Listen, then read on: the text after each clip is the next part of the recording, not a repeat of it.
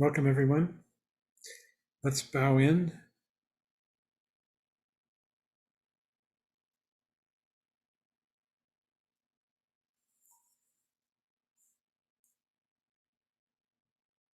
And welcome to the course, The Buddhist Path of Awakening. As we proceed through the text, which is the Profound Treasury of the Ocean of Dharma by Chogyam Trungpa. As I say every week, I'll just repeat it for anyone who's new. These chapters are based on talks that Trungpa Rinpoche gave over a period of 15 years. Every year he would take 150 to 250 students who had been studying with him and whom he felt were ready, away for a 3-month retreat. It's called Vajradhatu Seminary. And this retreat was divided into 3 sections: the Hinayana section, the Mahayana section, and the Vajrayana section, each more or less equal length, a month or so apiece. And during each section, there would be a lot of sitting, sometimes whole periods of sitting, like weektuns or datuns, and other times periods of sitting mixed with study. And during the study times, every night, he would speak. His talks were recorded, transcribed, and were digested into these 3 volumes, the Hinayana volume in Mahayana and Vajrayana. We finished the Hinayana some time ago, and we are in the Mahayana volume right now, chapter 9. Awakening Your Enlightened Genes is the title of this chapter. And it's not blue jeans. It's your genes in your cells. So,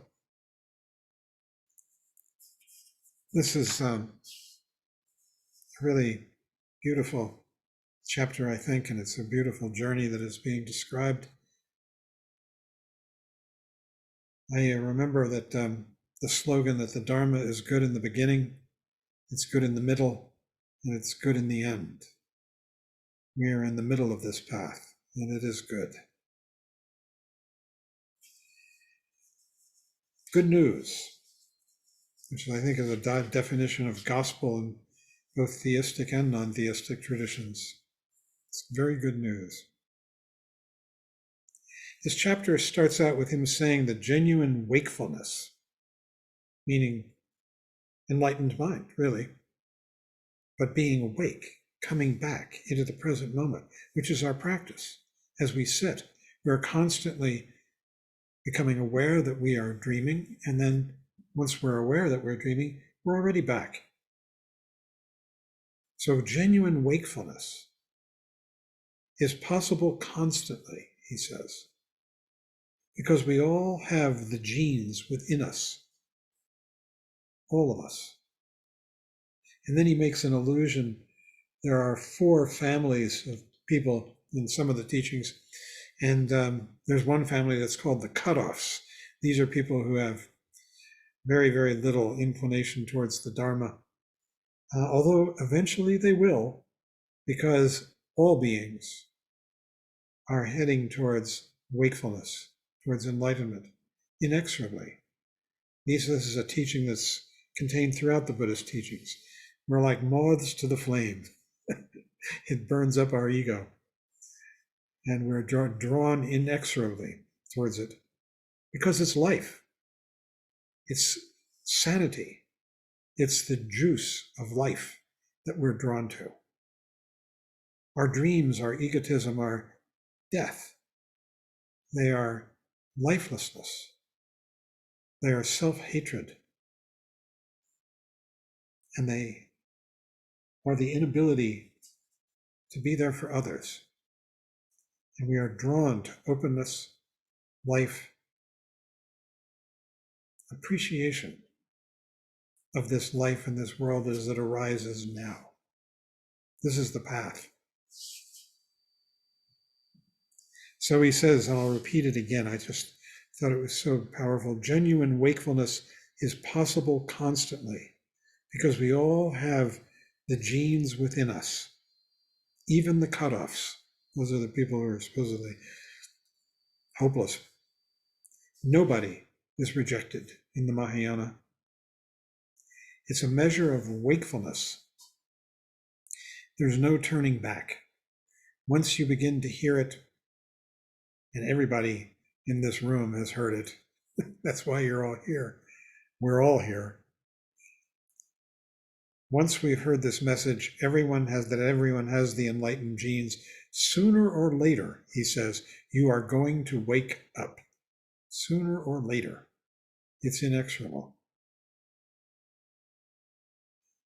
And then he says it's a mixed blessing for beginners because we experience doubt, hopelessness, self-doubt, and that makes it painful. It's mixed in with the realization that we're waking up. And it's a full blessing for those proceeding on the path. And for those who actually achieve it, it is a great blessing. And then he says, whatever it may be. So these enlightened genes that we all have, it's our fundamental nature. It's the nature of what it means to be a sentient being. And sentient being includes everything, every kind of living being, any kind of intelligence, from the lowest microbe to the highest, whatever that may be. All have wakefulness within them and are proceeding inexorably. And in fact, we think, gosh, I don't know many enlightened people. But that's because we don't know how to look. Actually, us unenlightened people are in the vast, vast minority. Most are completely enlightened, and they're just gone. They're gate. They're in the universe. And we are the exceptions, and the Buddhas look down on us with great compassion. There's a story from the Hindu tradition, which I've always liked, about Brahma, and that's appropriate for tonight. We're going to be talking about the Brahma, the abodes of Brahma. In the Hindu tradition, the Hindu pantheon, there are three main gods, Brahma, Vishnu, and Shiva. Brahma is the creator, Vishnu is the sustainer, and Shiva is the destroyer. And one day the three of them supposedly are sitting around up in heaven, looking down on earth at all the suffering. And Brahma, one of them says, I think Vishnu says to Brahma, can't you go down there and do something about that, all that suffering? So Brahma goes down and he mingles with these suffering sentient beings. And eventually he forgets who he is. And he becomes one of them in his mind. And he dies and he's reborn, and he dies and he's reborn, and he's suffering like a regular human being, even though he's actually a god. This is a metaphor, and Shiva and Vishnu are watching all this, and they're sort of appalled. And finally, Vishnu says to Shiva, could you do something about that? So Shiva goes down to earth and he pulls out his sword. And by this time, Brahma has taken rebirth as a pig and doesn't have any clue, And Shiva pulls out his sword, he's the destroyer, and he slits the pig's belly. And Brahma steps out and he says, in effect, thank goodness, I needed that. And this is a metaphor for the path that we're on, all of us. We've all gotten lost in the pig's belly, and we're about to realize who we are. Not that we're divinity, we're talking about non-theism here, but still, enlightenment. So he says that signs of the enlightened genes being awakened, signs. And there are two main signs. The development of Maitri, which is loving kindness, especially for oneself, and lack of deception. These are the two Maitri is so important. We develop it initially on the path in our sitting practice, as we begin to have more kindness for ourselves, not to beat ourselves up every time we find that we have devolved into thought, into dream. But we begin to realize this is what mind does. This is what my mind does. And we can see it and we can have a compassion for it, kindness for it, gentleness for it. This is the development of Maitri for oneself. It is so important. When one has no Maitri for oneself, or little, then one is constantly self-attacking, self-critical, feeling that we're at fault, we're flawed. This breeds depression. Depression is a telltale, it's a sign of self-attack. And I'm not making this up. You can talk to any psychologist. Depression is a sign of self-hatred, self-attack. And as we begin to sit, we are forced into beginning and then fully letting go of that self-attack and just seeing it, having a kind of kindness, tolerance, gentleness for ourselves. And this is Maitri, loving kindness.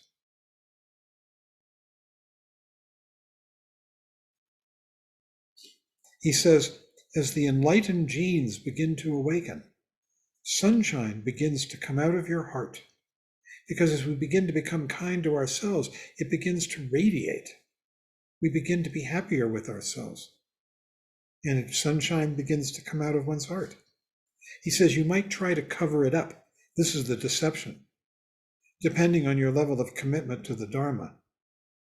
And more or less genuineness takes place. More or less holding on to territory or letting go of it. But there is always the possibility of genuine compassion for oneself, a letting go of self-criticism, a letting go of ambition. Ego is always full of wanting to make it better, wanting to be better, feeling one has to be better, one has to be superior, one has to be better than one was. Ego is so self-critical. That's ego's job. That's the way ego maintains itself. And in that self-criticism, there is tremendous sadness and depression, self-hatred. And that's what goes with Maitri. And we begin to develop it in our sitting practice and through our study. And it begins to take the shape of realizing that we can actually be joyful about who we are, that we can actually be free of that self-criticism, which is such a burden, such a stricture, so binding, so mean to ourselves, and that we can actually be free of it. And there's a sense of freedom that begins to develop, freedom in one's own being. Freedom from what? Freedom from suffering, freedom from self-attack, that we could be who we are. It's amazing, that discovery.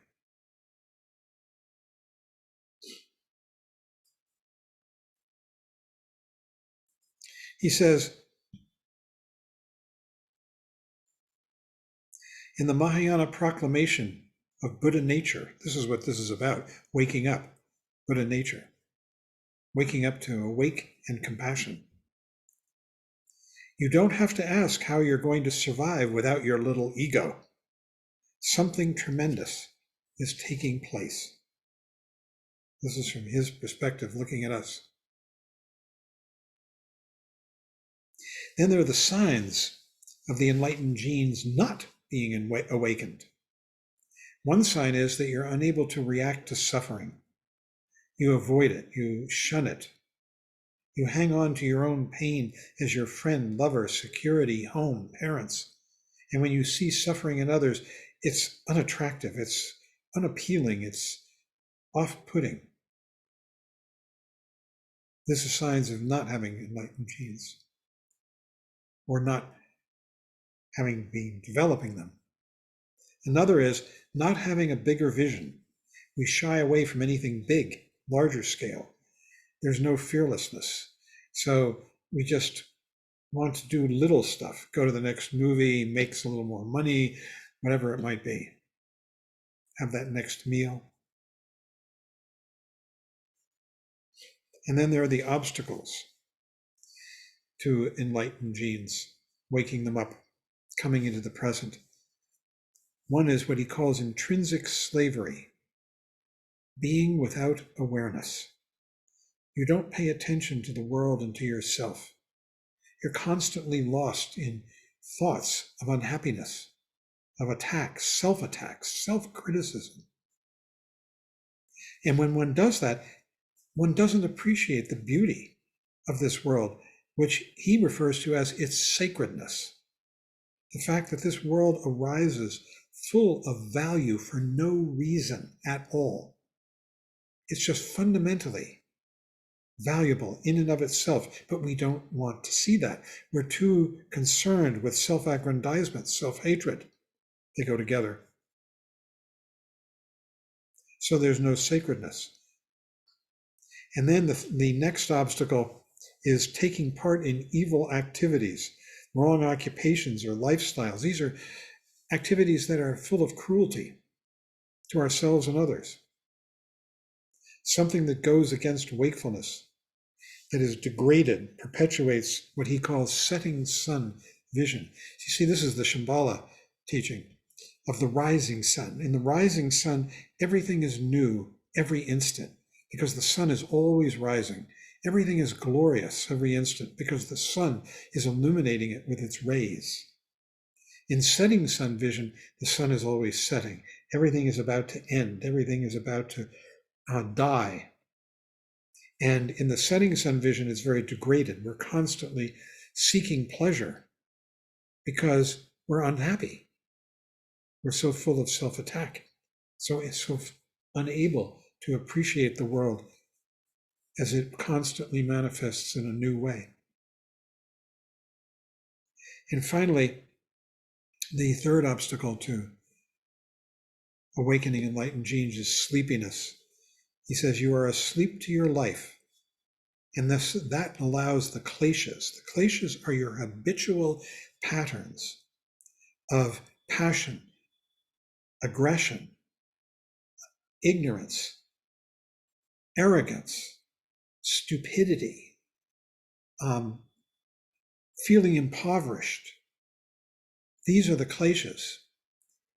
And when we're asleep to our life, we constantly live them out again and again. They arise habitually as habitual patterns. The only way to overcome the kleshas is to come back to awareness. Instantly, when you come back to awareness of the present moment, it's like a sword cutting through that habitual pattern of arrogance or of poverty mentality or of envy. The only cure is to wake up from sleepiness. So the situations conducive to awakening the enlightened genes are waking up at the right time, when the Dharma can be heard, and taking an interest in Dharma practice. It becomes a prominent part of your enthusiasm, as it has for many of the people here, because we've begun to realize that it works. He used to say, just do it, it works. All you have to do is get your butt down and practice or study a little bit and absorb these ideas, because they key our intelligence. So there are two basic sets of things that we can do to awaken our enlightened genes, what are called the four Brahmaviharas. Vihara means dwelling place or abode of Brahma. Remember Brahma, the god, he's the creator, one of the gods, main gods. And then the four limitless ones. The four Brahmaviharas and the four limitless ones are the same, it's just that they're up-leveled. At the level of the Brahmaviharas, this is something that both Buddhists and non-Buddhists can practice, both theists and non-theists. Buddhism is the path of non-theism. And by non-theism, it means, on the one hand, not believing in a God out there who's going to help me or punish me, not believing in that whole setup of that God there, me here. So non-theism also has to do with giving up the arrogance of thinking about me, me and my well-being, me and my importance. So non-theism, how does he put it? Let's see. He says the term theism means not just believing in God, but also means maintaining an attitude of self-preservation versus giving up self. Because if that's there, if God's there, I'm here. That's really the function of theism, is to constantly augment, prove, buttress my existence. God is going to protect or punish me. So it affirms my existence. Whereas if you give up theism, which is what Buddhism is all about, giving up the idea of an external entity and a reference point out there, then you are giving up the idea of the reference point in here too, that whole dualism of I and other. So these four Brahmaviharas are love, the beginning one. Love is Maitri, that one can be gentle to oneself and cultivate a feeling of brotherhood and harmony with others. Theists and non-theists do this. The second is compassion. The term in Tibetan is Ningje, which means noble heart. It means you're merciful and you do not inflict your aggression on others. If you're kind to yourself, it extends out. You turn it right around. And when you're mean to yourself, you turn it right around too. This is why, from the Buddhist point of view, the worst neurosis is self-hatred and self-attack. Because inevitably, it projects out on others. Even if you throttle it, it still leaks out. So beginning to develop kindness for oneself turns around and produces kindness to others too. You become much more open, available, because you're not busy attacking yourself. There's a feeling of happiness, which is the third of these Brahmaviharas. Celebration, joy, gawa in Tibetan. He says you appreciate who you are and what you are, as well as your surroundings. It's an absence of aggression and complaint. And even more than that, it's a feeling of freedom from aggression and complaint. What an amazing thing, that one can actually be free of that. The sense of, I don't have to attack myself at all. I could actually be who I am. With all my flaws, see them, it's no big deal. They go. When you bring them to awareness, they evaporate. And then the fourth is equanimity, tangyum. You are not constantly fighting. You are giving up the tit for tat mentality, and you're beginning to be able to rest in space, here and now. These are at the level of the Hinayana practitioner, the beginning level of the path. And there also can be practiced and by non-theists, by theists, people in theistic traditions, Christianity, Judaism, Islam, and all the rest, more obscure ones. They can practice these: kindness to oneself, compassion for others, joy at beginning to come into these two properties, and finally an equanimity. He says, the four Brahmaviharas, that's what we've just described, are at the level of ordinary decency and good manners. It's like becoming a good person.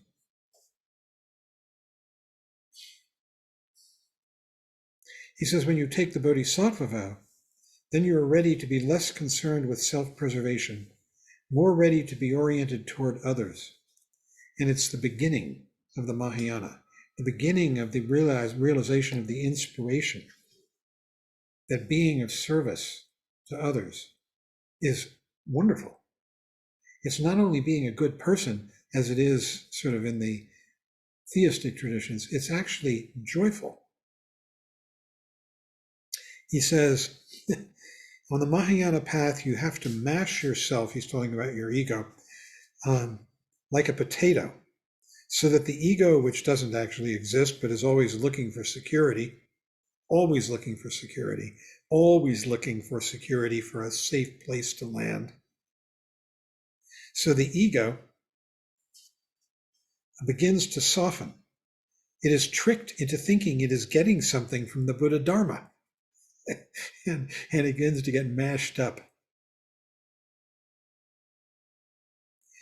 So the four Brahmaviharas, still at the Hinayana level, are designed to thaw out the ego by a natural process rather than a fight. Being kind to yourself, becoming kind to others, developing joy, and finally, equanimity, evenness, here in the present, giving up the Sturm und Drang, the storm and thunder of egotism. By working with the four Brahmaviharas, you're keeping the world in good order and trying to be a good person. This is okay. At this level, you're trying to be a good person. Having compassion for yourself, compassion for others, becoming joyful, which is contagious, and having equanimity. So you begin to develop decency. And this produces the psychological inheritance of softness, brightness, and goodness. Now in the Mahayana, these are up-leveled, developed to a much higher level.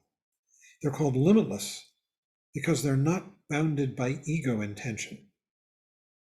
The idea of self-improvement, which still is there in the Hinayana stage of the path with the four Brahmaviharas.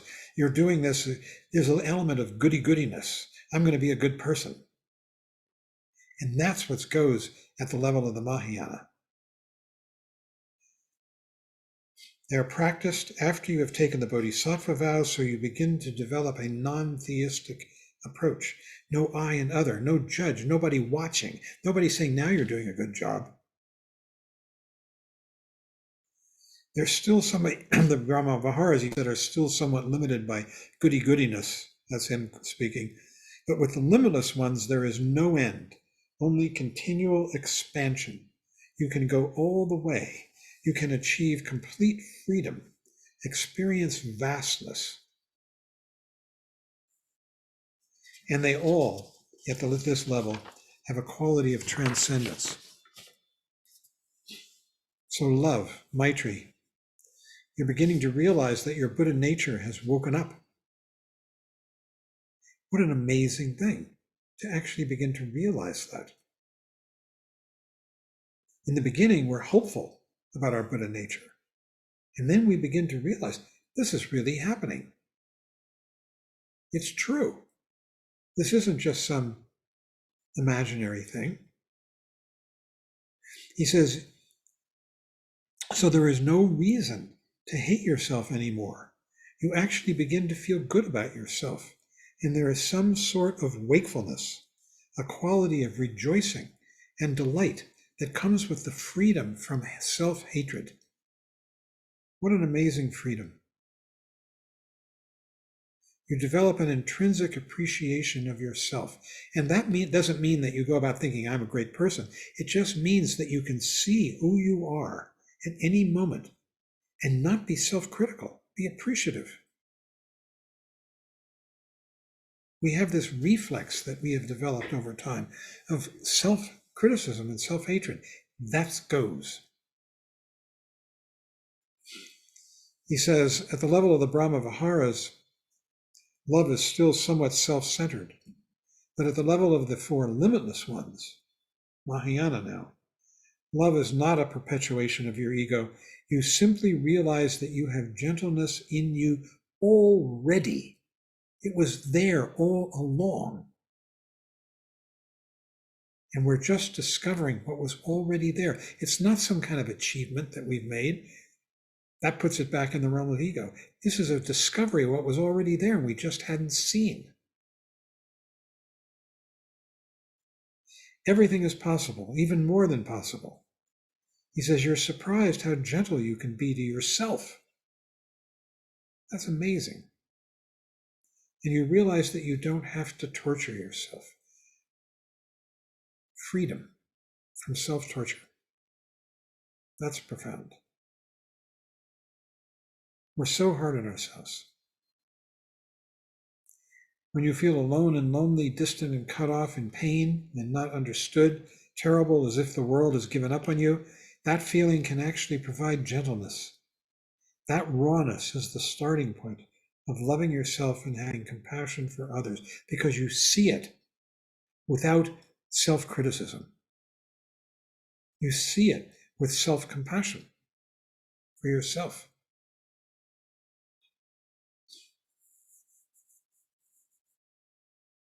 He says, according to Buddhism, this gentleness simply exists in you, so you can afford to be good and to feel inspired. That trustworthiness is Maitri. That's it, that trustworthiness, that it's already there, that you can trust that. That is really the foundation of Maitri. Then compassion, Ningje, noble heart. Not a matter of feeling sorry for those lesser, although you may be touched, but there's no higher or lower. He says, although you may feel sorry for someone, you're not disturbed and you don't necessarily shed tears. You just act nobly in order to help others help themselves. That's it. To help others help themselves. That's the greatest gift that anyone can give to another, is to help the other help themselves. Because by doing that, you're helping them lift themselves up rather than reaffirming that they're lower.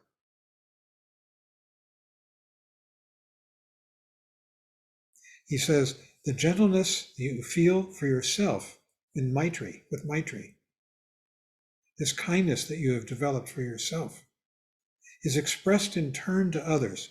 So your compassion has nobleness and dignity, because it has self-respect and respect for the others as well. It's not a matter of sort of helping this crummy little being to garner a few more crumbs. We're seeing in them what we have seen in ourselves.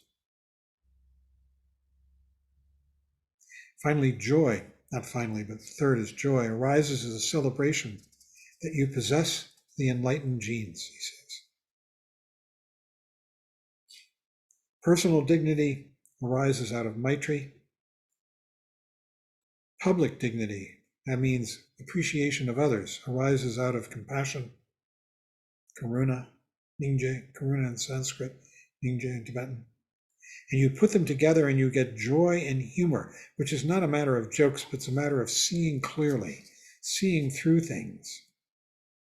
A quality of natural celebration based on the goodness, wakefulness, and vastness of the Mahayana vision, which is only the vision of things as they truly are. You have settled into your world and are not looking for others. This world, this is the only world. We're not looking for some better world. Finally, equanimity. You don't hold on to your territory. There's no bias. You've had a glimpse of egolessness, so you don't expect compliments and don't work for reward of any kind. You just open your heart and yourself all together. There's a great Buddhist who lived, I think it was in the 9th century. His name was Shantideva. Some of you may have studied his seminal work. The story goes that Shantideva went to Nalanda. Nalanda was the great Buddhist university. At its height in the 10th century, it housed 10,000 people, Buddhists and non-Buddhists, both. You can go there today. And you can see the Indians have excavated outlines of the buildings. The buildings were made out of mud brick, and they've excavated, like you can see buildings like 3 feet high, the walls. And I stood there years ago with a guide, and he pointed to the horizon, which must have been miles and miles away, and says it extends all the way to the horizon. It was huge. Shantideva went there, and he sort of secluded himself. He lived in his cell, and the other monks thought that something was wrong with him, that he was self-indulgent. He didn't come out and talk to other people, and he didn't seem to be practicing. He just was solitary. And so finally they invited him to give a talk. And he gave a talk, and then it turned into a series of talks, and it blew everyone away. And it is written down in a text called the Bodhicharya Avatara, which means entering the path to awakening. Or it's sometimes translated as entering the path to enlightenment. There are many translations of this. It's gorgeous. The 9th chapter is difficult, very difficult, because he was surveying wrong doctrines that were prevalent in India at the time. But everything else is totally available. And it's taught over and over again. Trungpa Rinpoche taught it. If you want a book, there's Pema Chodron has taught some of the chapters, and there's a book by her, and many, many others. And what am I talking about? Oh, he says, that's right, there's this quote from Shantideva. He says, this is the Mahayana aspiration. Please use me. I prefer to be a bridge, a ship, a highway, a swimming pool, a chariot. Please use me in the service of sentient beings. This is the Mahayana aspiration. It's so beautiful, sweet. He says that openness is very genuine, not a goody-goody approach. It is based on letting go of the twofold ego. So the aim of Maitri at this level is to experience peace and cause others to become peaceful. The aim of compassion is to separate the cause of pain from pain itself so that people can become free of that pain. The aim of joy is to help people experience pleasure in their own existence. And the aim of equanimity is to free people from the 3 poisons of passion, aggression, and stupidity, so that they can see beyond the bias of close and distant. When you are too distant, you couldn't care less about others. And when you are too close, you care too much about them. So equanimity is to be free from those 2 extremes. The causes of these 4 limitless ones, the first cause is Buddha nature. It's the root cause. It's the fact that we are all fundamentally awake. We've just gotten lost. Like Brahma got lost and turned into a pig, got reborn as a pig. That's what we've done. We've gotten lost in wrong ideas about ourselves. And so Buddha nature is the root cause of these 4 limitless ones. The natural tendency of your enlightened genes to evolve further rather than continue your particular style of confusion and suffering. The second cause is having a spiritual friend. The spiritual friend, Kalyana Mitra in Sanskrit, takes many forms. It can be low level, it can be high level, but it's at the level of the Mahayana, which has to do with love, compassion, these 4 limitless ones, joy, equanimity. And a spiritual friend helps you along the path. At the Hinayana level, you have a mentor, someone who gives you instruction, gives you doctrine, tells you what to do. But at the level of the Mahayana, you have a spiritual friend who, to the limit of their capacity, helps you develop insight, true insight, your own insight. The third of these causes for the four limitless ones is confidence. So important. The more we practice, the more we study, we begin to develop confidence in ourselves.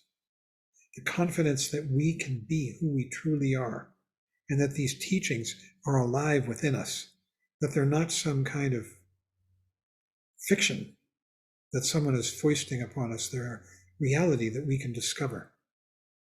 That confidence is so important.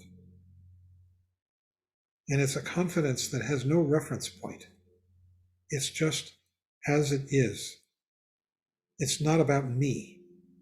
It's the ability to rest in reality. When Trungpa Rinpoche created Shambhala training, I've told this before, the first poster was a very stylized calligraphy of the word Ziji, which means confidence in Tibetan. I always wondered, why confidence? But it comes clear. And the fourth cause of the four limitless ones is Prajna, discriminating awareness. You see that the virtues of practicing the four limitless ones, and you see the problem of not practicing them. And that's seen clearly with your mind, the mind of Prajna. This is not a matter of subscribing to a doctrine, a belief. What's essential is that each one of us begins to find the truth in this for ourselves, beyond any kind of true believerism, doctrinal correctness. So there's a natural progression. He says, in our aspiration to become detached from our fixations, our habitual patterns, our habitual fixations, which always take the form, on one form or another, one kind or another, of self-attack, self-hatred. Even if it's an ambition, that's a form of self-attack, because then you're saying, I'm not good enough. That's what ambition does. He says, in our aspiration to become detached from our fixations and awaken our enlightened genes, the more keen our attitude, the more heroism and greater vision takes place. Progress produces confidence. And there's a natural progression from love to compassion to joy to equanimity. With Maitri, we begin to like ourselves. With compassion, we begin to like others. And then, because we like both ourselves and others, we experience celebration or joy. And finally, we begin to feel that the atmosphere is clear, free, fantastic. That's the equanimity. We feel that we could settle down and work with others, could do anything with them. So there are these three levels. The first is the four Brahmaviharas, where we are sort of becoming a good person in a more conventional sense. Theists do this, we do this. The second level is the four limitless ones, which is actually based on discovering the 1.5-fold egolessness, the egolessness of self, and we're beginning to appreciate the egolessness of other. We begin to appreciate that intellectually, because we begin to see that the world is constantly changing in the present moment. It has no substance. It's a constant shifting, a constant change in the moment. Not over time. There is no time. It's in this moment that everything is constantly changing. That's the other half of the 1.5-fold egolessness. And there's still more to come. And on the third level, which we haven't really discussed, you have a hint of the complete 2-fold egolessness, which is shunyata, voidness, emptiness, reality. Egolessness of self is complete, but it is still close to theism. With egolessness of the dharmas of other, you have theism complete, you leave theism completely behind.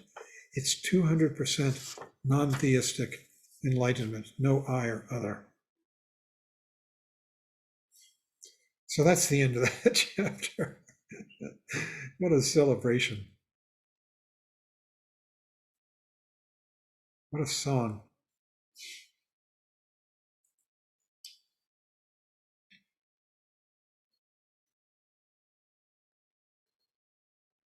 So we can have a discussion.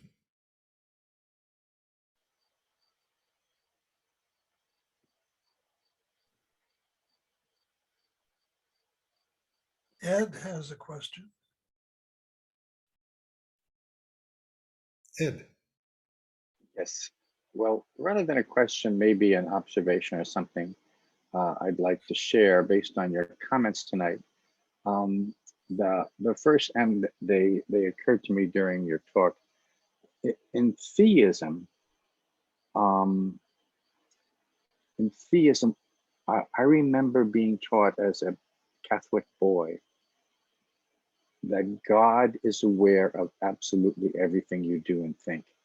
And if that is not uh, egoism, I don't know what is. That this creative force is so focused on you among other beings, uh, that he's keeping a list, kind of like Santa Claus, of whether you've been naughty or nice. The flip side of that is Francis of Assisi, as you know, a medieval mystic, and he echoed some of the things you said, or maybe you echoed some of the things that he said. He couches it in the terms of a prayer, but it's called "May I be an instrument of your peace. Where there's hatred, let me sow love. Where there is injury, pardon." And then he says, "May rather that I be understood, may I seek to understand. Rather than being loved, may I love. Rather than in receiving, may I give." So he's kind of, you know, proven that the universality of what we're talking about, I think. Thank you. Well said. There's St. John of the Cross. When you read his writings, they really echo Buddhism. Thomas Merton in modern times, who actually met Trungpa Rinpoche in Bangkok before his death and wrote about it a little bit, mentioned meeting this young monk, but he was very in tune too. I mean, yeah, the more beautiful forms of Christianity come, they come synchronous, I think. All religions eventually meet. At Naropa in Boulder, they used to have religious conferences where they would invite down the Christian monks who live in Aspen, and they would have a conference, and it was really pretty wonderful. Also, there was a Jewish rabbi whose name Zalman Schachter, who actually held a wisdom seat at Naropa. They gave him a sort of a professorship, as it were. So yeah, there are commonalities. I think, when Trungpa Rinpoche talks about theism, he's talking about a very naive, sort of basic idea of I and other, God and me, and the constant wish that God is going to do something for me, protect me, which reinforces the belief in the existence of me. They go together, the I and other. But the more esoteric and insightful forms, perhaps, of Christianity, like Francis of Assisi and St. John of the Cross and others, they speak the same language, I think. But thank you. That was a beautiful prayer you read, I thought. As an aside, if you've heard it recently, you've heard it on January 6th, when Nancy Pelosi reopened the House after the rioters had been driven out of the Capitol, and she restarted the session. She started with that prayer. Huh. Beautiful. Okay. Who else has something that they'd like to contribute? Thank you. That was terrific.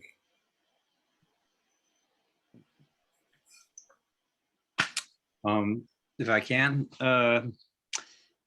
I think this goes along with what Ed was saying too. I mean, I love this chapter, and I just love this chapter. I love it more than any chapter I've ever written, ever read in my whole life. But I think this goes along with the theism, you know, people like St. Francis and Thomas Merton also. But it's like he's telling us we don't have a choice. I mean, it's just inevitable, you know.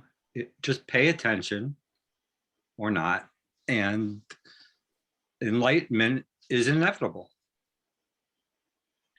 Yeah. And there's no way out. So I screw around, you know. This idea comes from the Dzogchen teachings, the Great Perfection teachings. You don't hear it so much in the Mahayana, but you hear it from Trungpa Rinpoche because he was constantly Dzogchen oriented. You know, this is where he came, where he lived, where he came from. But in those teachings, they say all sentient beings are proceeding inexorably to enlightenment. Right. It's true. Thomas Merton also said there's no difference between Buddhism and Christianity. As a matter of fact, I intend to be the best Buddhist I can be. That's terrific. Yeah. Yeah, it is a beautiful chapter. It's full of heart and freedom and joy in the path that we're on, and exhorting us to participate in that.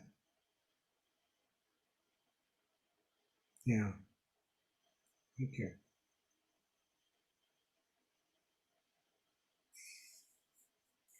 Who else? John? It's Randy. Yes. If it's inexorable, or I think that's the word you use, is there really a need then to aspire? Is aspiration more like hope or more like ego-centric, even in a very small way? Perhaps. But I mean, I think, you know, the path consists more of recognition of what constant and further awakening and seeing and acknowledgement and confidence. Confidence means, when in the Buddhist sense, is silent. It's not saying I can do, I am.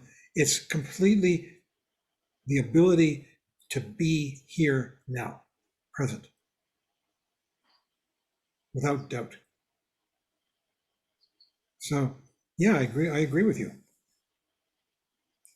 This path is, I know in the sadhana he says, I aspire to, what's that refrain? Even though I live in the dark ages, I aspire to see your face. Or, although I live in the slime and muck of the dark age, I still aspire to see your face. Yeah. And with the face that he aspires to see is this face that he's describing here, the face of self-confidence, the face of openness, of maitri, compassion, joy, and equanimity. right, okay. Got it, thanks. Yeah. What a message.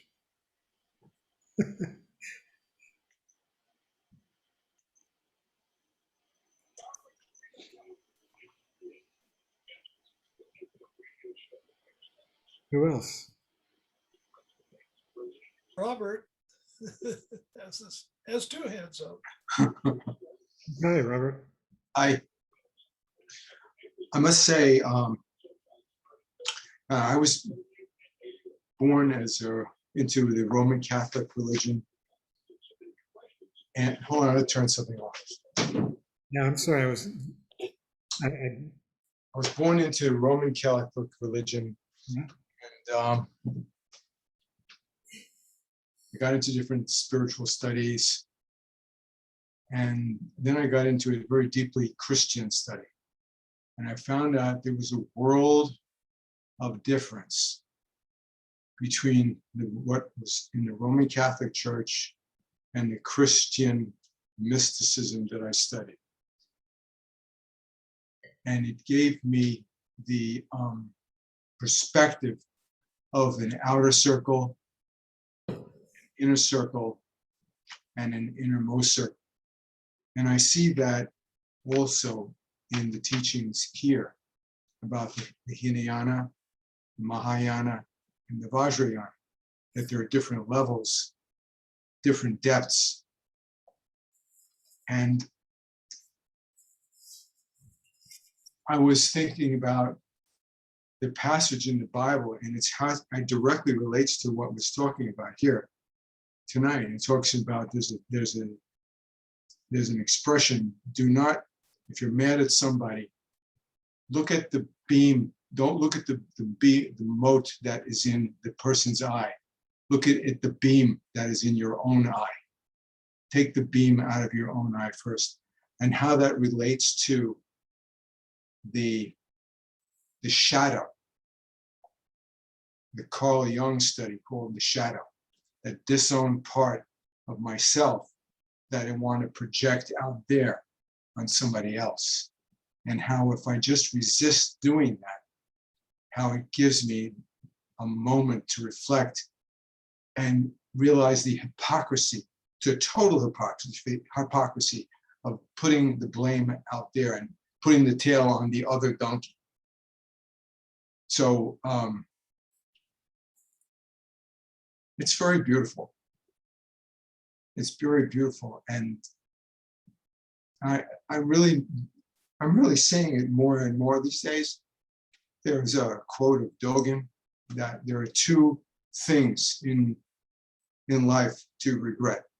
The first thing is not ever to begun this path, and the other one is not to have completed it. But as was said tonight, once it's begun, it's almost impossible to stop. It's like, as the expression goes, it's like a moth driven to the flame. Thank you. I was thinking about this whole thing with theism and non-theism, you know. We're going to come to it eventually, one way or the other. We'll come to a great sage, sometimes called the second Buddha. His name was Nagarjuna, lived in the 2nd century AD. And he founded the school of philosophy called Madhyamaka, which means the path of the middle way. And he was very philosophical and logical. He had these logical arguments. But he says of belief in I or other, I and other, belief in anything, that it neither is true, not true, true and not true, and neither true nor not true. You can't say anything about it ultimately. And then he says of those who cling to, let's say, non-theism as a belief of any kind, those, the victors, the jinas in Sanskrit, have pronounced incurable. No belief at all. Buddhism is about not having beliefs. So non-theism is getting towards it, but even that, you know, we can't cling to that. You let it go. And because awareness in this present moment, self-acceptance, joy, equanimity, all of that is where it lives. Now, when you talked about ejection of consciousness the last time, that is the letting go, right? That is the ultimate letting go. Poof. Yeah.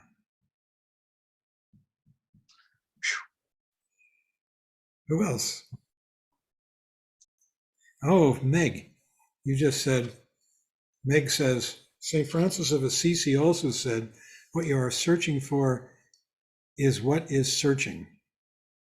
Can you explain that a little bit, Meg? I actually think I misquoted it. I think he said, what you're looking for is what is looking, but it's pretty, I think it's pretty Buddhist sounding, you know, you're looking for yourself, but it's the self that's looking.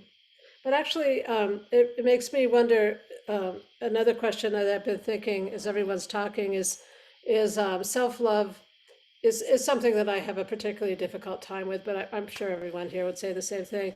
But is self-love actually just awareness, loving itself? I think you're muted, John. I'm not muted. Okay. And I'm thinking about that. But I'd like to hear from other people, their opinions of what self-love is. About Maitri, we're talking about Maitri here, right? Which is really defined as loving kindness. Word kindness is in there too, towards oneself. What does that mean? Ed,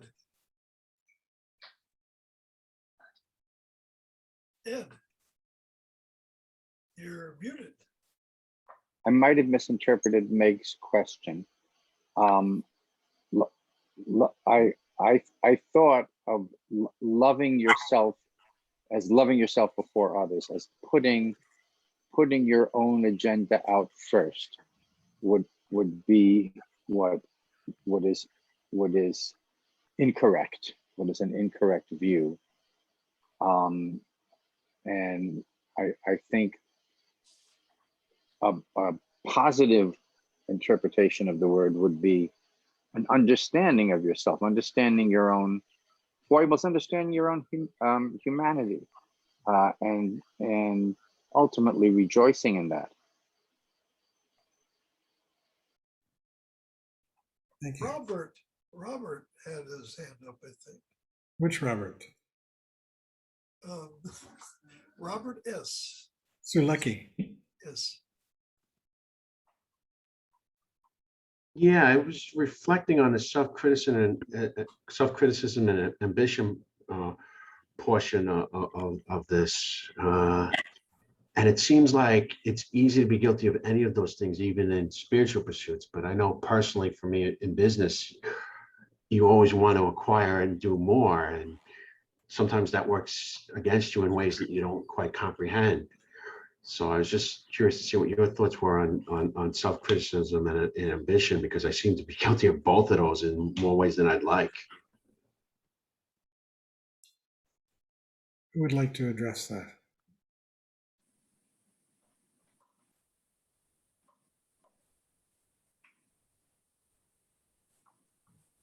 I think we're all so hard on ourselves. We just feel that we're not good enough. And we imagine ways that we could be better and better off. And there's a lack of appreciation, and there's an abundance of, you might say, imagination, the way we imagine how we could be better, happier. And it makes us very unhappy to feel that we're not there. Yeah. And really, what this path is about is giving that up and becoming appreciative of each of us, of who we are, our intelligence, our open-heartedness, our ability to move and benefit others. What a gift. What a joy. You know, to be able to do that and to participate in that, in that circle of affection and love and help. Just a matter of letting go. It's just sometimes easier said than done, but I think it's a matter of that's what it is. letting go of self-hatred. Yeah. Yeah, which is the, you know, in the Tantric Buddhism, it's defined as the ultimate evil. Yeah. I can see how. Hmm? See how. I mean, I've done, I feel like I've progressed spiritually in a lot of ways, but not in this way, that's for certain. So I have some work to do. We all do. I mean, carried to an extreme, that kind of self-hatred produces suicide, which is the ultimate and most heinous crime in all religions. And what a Buddhist would say is the reason it's the most heinous crime. If you kill one person, you kill one person. When you kill yourself, you're rejecting the whole world. Wow. And that's what self-hatred, its ultimate extension, would lead to. Yeah. And so, and it's just terribly cruel to oneself and others, both. So anyhow, Jane,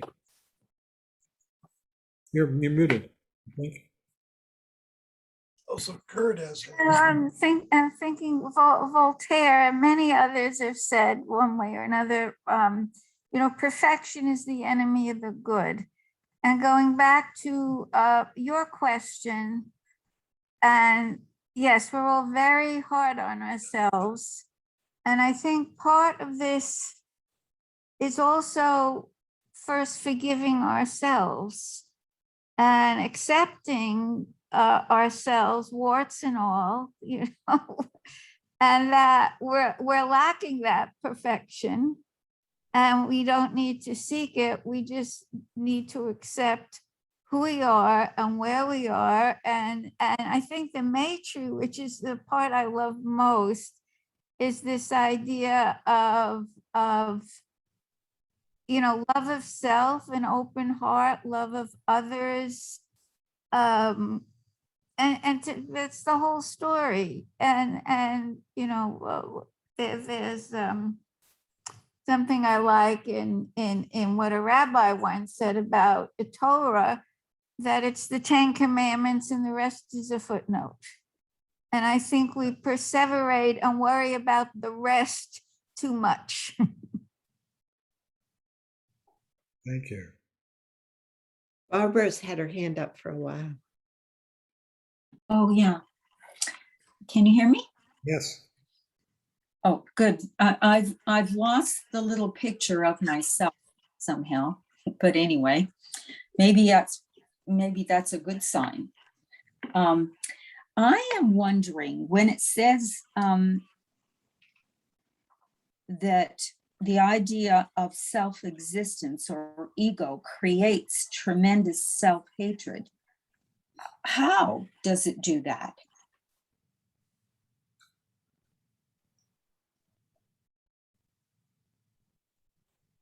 Anybody want to answer?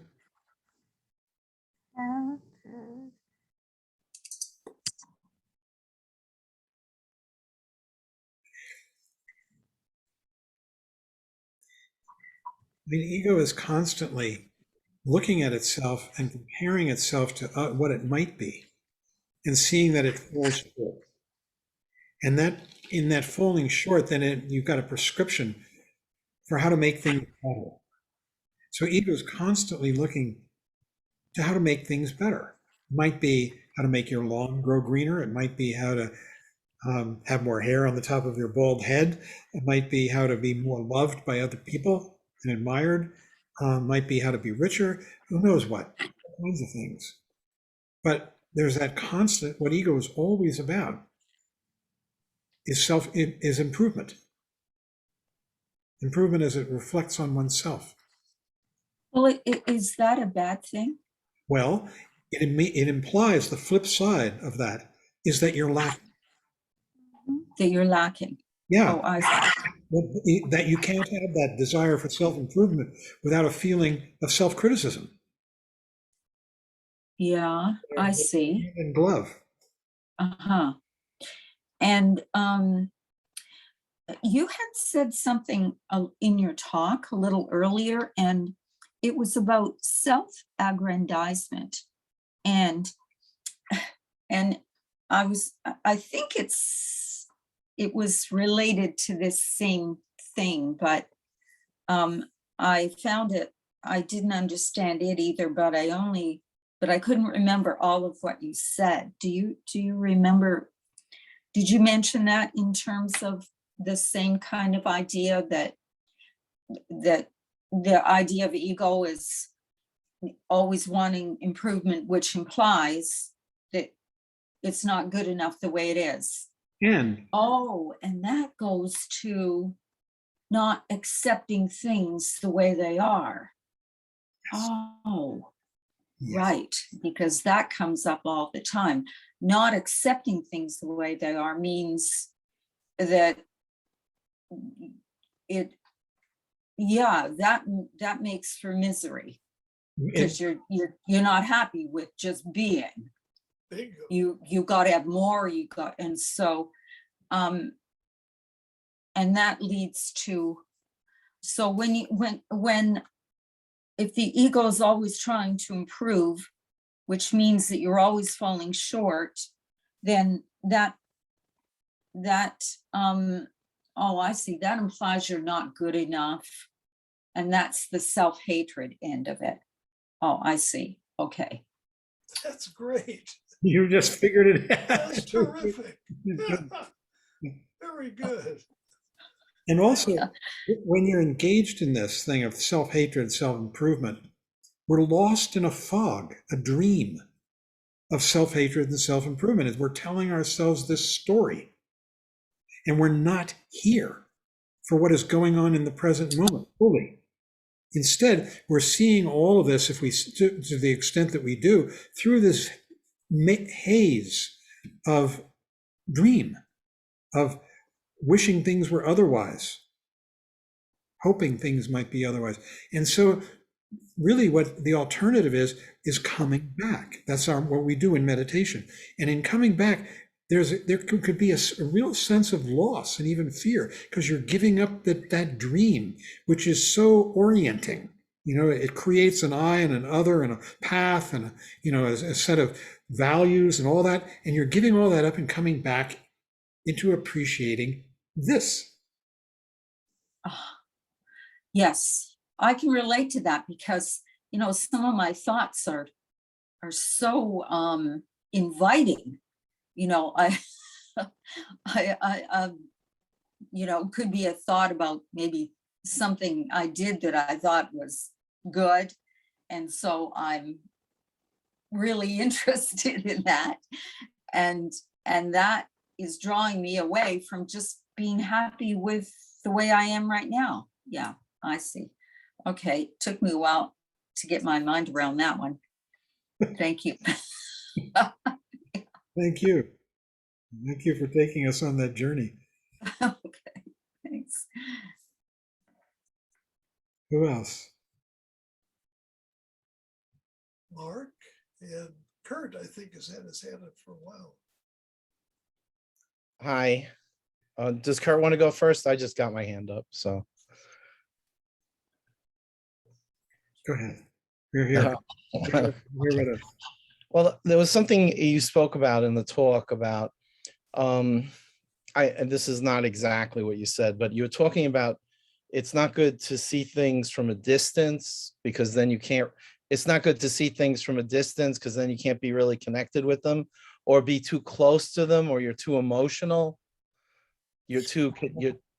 Yeah, I was just wondering about that, how that, if that's really, I mean, to me, being close and connected, or feeling that everything is connected, would be a good way to be. He talked about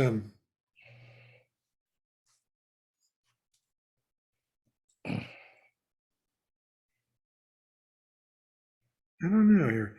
Does someone else want to comment on this? I do. Good. I think the too close, the analogy is if you had a page on a book, and it was right up here, you couldn't see it. Mm-hmm. Okay. It's finding the right distance. For some of us, further out. Thank you, Laura.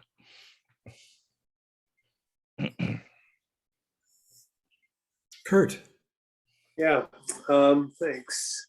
The idea of what is self-love is kind of fascinating subject, and I feel like as my experience as I'm older than I've ever been, there's a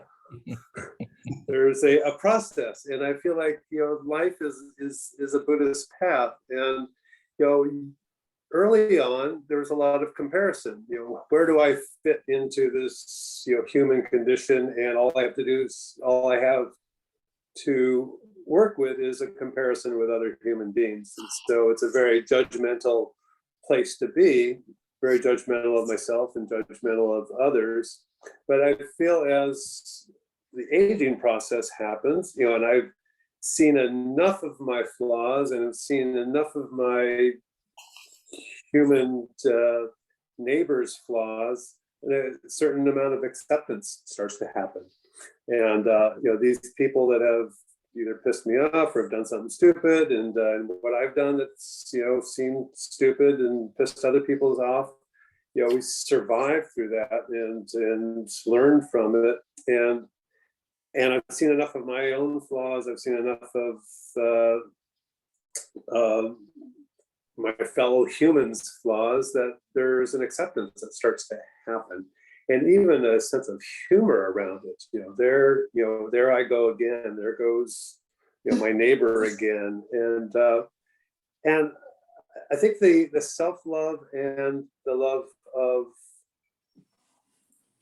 our fellow beings go hand in hand, and it's I just see it as a beautiful process of awakening. And whether we're on a Buddhist path or not, I just feel like the life process is such a learning to accept ourselves. And I remember when I was younger, older people would tell me that it's so fantastic. It keeps getting better when you're older. And I couldn't imagine that when I was younger. It's like, wow, your bodies are falling apart, and you're not so cool, and you don't have this, wonderful mask on. And but boy, it's dropping the mask and dropping the armor and the vulnerability seems to be a form of self-love.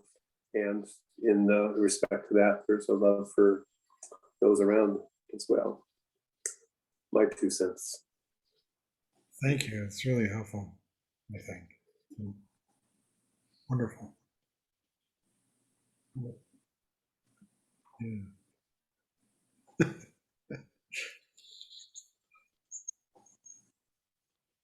Tyler put something really interesting in chat. Who did? Tyler? Oh, Tyler. Okay. Tyler, you feel like reading it? Sure. Yeah. I was just saying that I know we're talking a lot about self-love and self-hatred, and I feel like Maitri it's an inherently like unconditional kind of love. And I think the kind of love we're used to relating to is a very conditional one. And yeah, I think the ego doesn't, like Meg said, the ego doesn't really know how to relate to unconditional love. Like that really breaks the cycle of self-hatred. And yeah, Maitri is really not compatible with the ego. The ego sort of dissolves in the face of it, is how I feel about it. Yeah. Thank you, Taylor.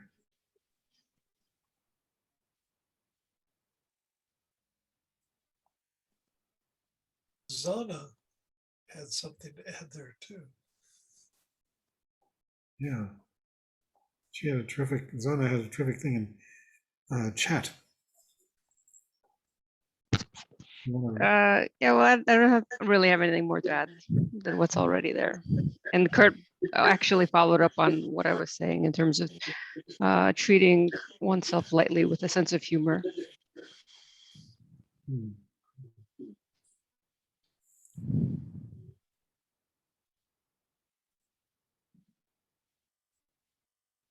Can I read Rhodes on it?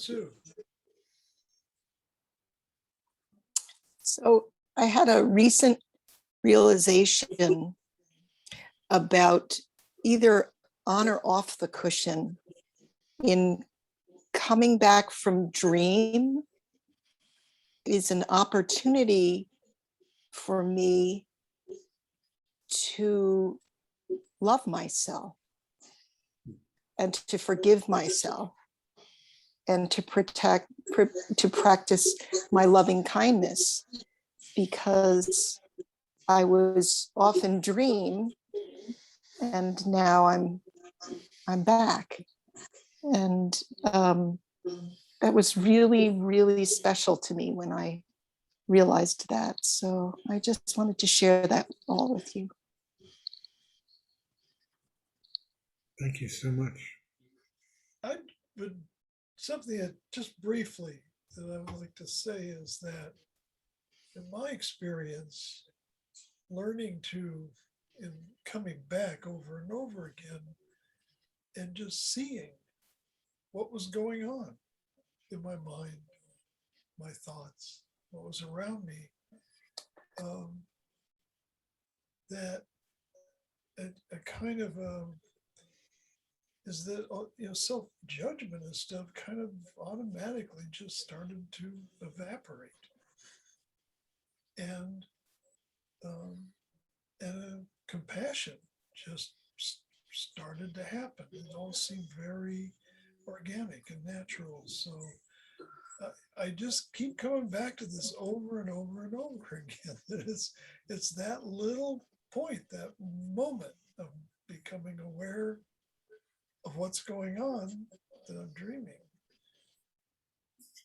and that I'm here, and that, to me, it's like everything relates back to that.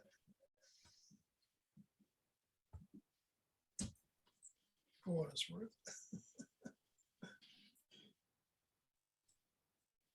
Now we're getting towards the end. Miles.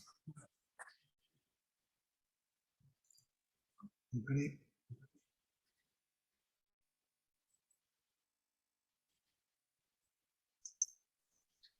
John, I have a question. I was just going to mention that I don't think we've heard yet from Judith or Trip tonight, and they both had their hands up. Oh, really? Yeah. Okay. Robert, let's put it on hold for a second. Judith, Trip. Judith, you going to go first?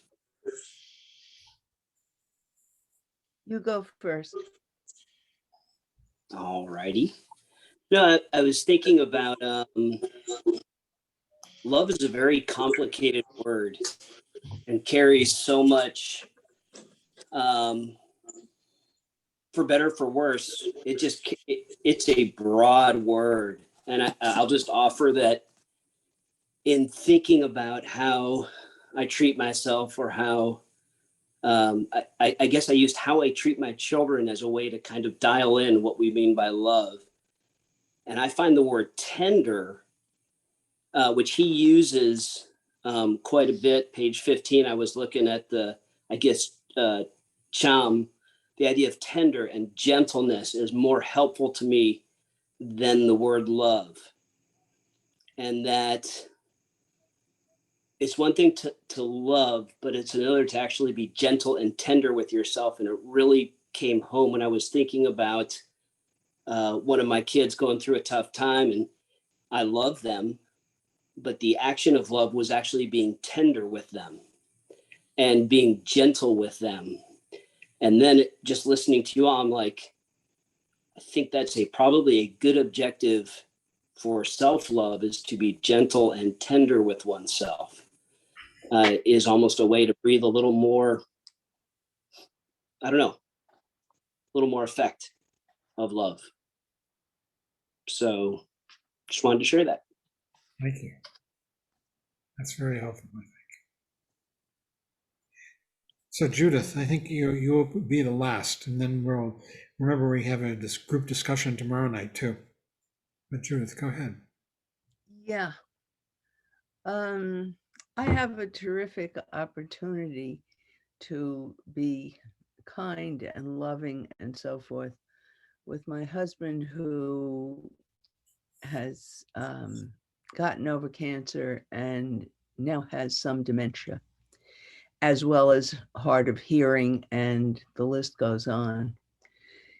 He keeps putting off getting hearing aids that work. And now anything that I say to him, I have to repeat 4 times. Finally today, I lost it. I just plain lost it and insisted that he make the calls that he has to make in order to get the goddamn hearing aids. So I'm trying to fit that into all this Maitri. doing finally a little Maitri for myself by losing it since no other method seems to get through. But then again, I say, no, that couldn't be right.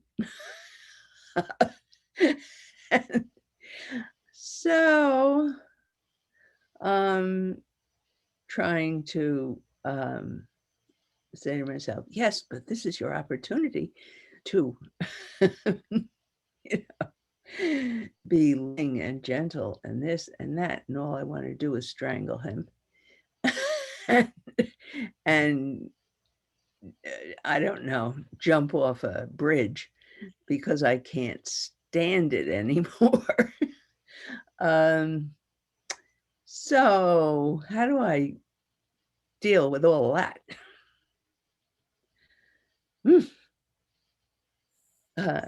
It's hard to look at yourself and smile and say, oh, well, that's the way we are today.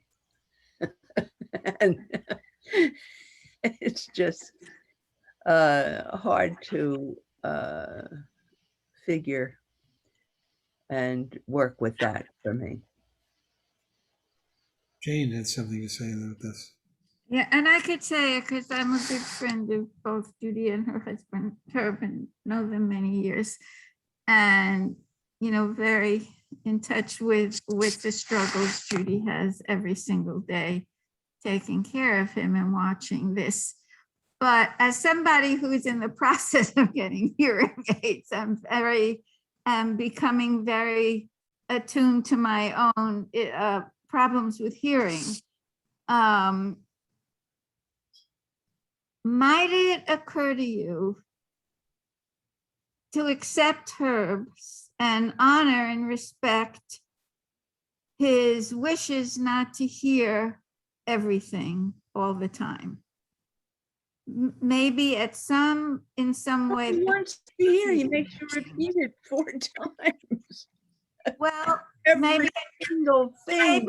Maybe it's okay if he just doesn't hear it. Is that possible? No. To look at it from a totally different way. I'd like to find that way. I'd love to find that way. But just make a thought, if you reframe the whole issue, maybe it will bring you some relief and peace, and maybe him too. Maybe he doesn't like them or want them or need to hear.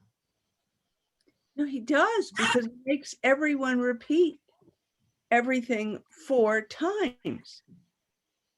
I mean, what'd you say? How is it? Can you say that again? I mean, this takes up a lot of time during the day to say everything that you say 4 times. It's bananas. I think the combo of hearing loss and dementia, it sounds like, are both operating there. And I would say that the kindness that you could develop would be kindness for yourself, for your irritation, that you not be frustrated with your own reactions and be understanding that you're in a difficult situation. Oh, that's helpful. Yeah. And really, kindness for yourself. That's what Maitri is. And in this instance, not to be critical for your anger, your irritation, your pain. But you're probably experiencing pain too at watching his deterioration. Oh, you said it. Yeah. I mean, it's. Yeah, but then I say to myself, yes, suffering is wishing things were other than what they were. But who wouldn't be crazy if they didn't wish things were other than that was? Well, so give yourself that room. It's reasonable what you're feeling, thinking. Totally. Totally. Yeah, Ultimately, we're all going to face that kind of thing and more in our lives. Loss. yeah. Well, friends, we should end. So Thank you. thank you, Judith. And we have the discussion group tomorrow. Anybody who wants to come, so we always have a good discussion. So we'll close by dedicating the merit, which seems oh so appropriate tonight, to all sentient beings.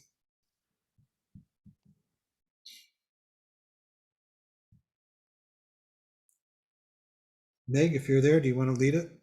Yep, I'm here. We'll close by dedicating the merit earned by our practice for the benefit of all sentient beings. Everybody, I'm going to mute all. Meg, unmute yourself.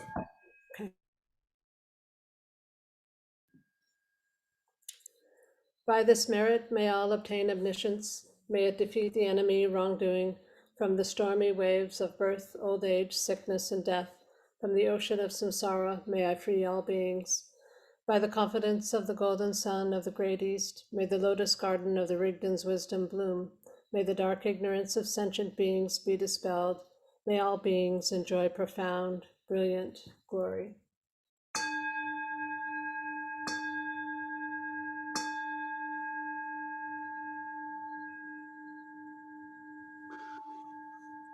Thanks, John, Meg, everybody.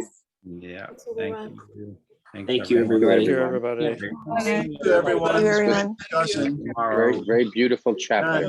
Thank you. Loved this chapter. Let's do it again next week. Yeah. Do Good it again idea. tomorrow night. Good night. All right. Right. Bye.